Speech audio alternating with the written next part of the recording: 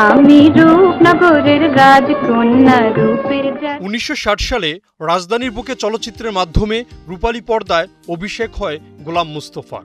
এই ছবিতে তিনি ভিলেনের ভূমিকা অভিনয় করেন। প্রথম ছবিতেই অভিনয়ের পারদর্শিতা দেখান। এরপর নায়ক, সহনায়ক, খলনায়ক সহ বিভিন্ন চরিত্রে অভিনয় করেন গুণী এই অভিনেতা।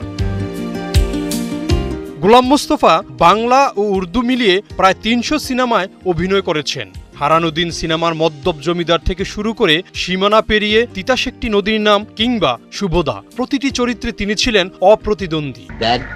সূর্যটা ডুবছে না উঠছে।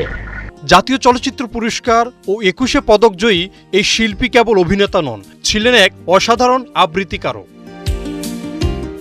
দেশবরেণ্য এই শিল্পী 1958 সালে বেতারের অভিনেত্রী হোসনে আরার সঙ্গে বিবাহ বন্ধনে আবদ্ধ হন। তার কন্যা সুবর্ণা মুস্তফা দেশের জনপ্রিয় একজন অভিনেত্রী। এক জীবনে বহু চরিত্র দিয়ে তিনি দাগ কেটেছেন দর্শকদের অন্তরে।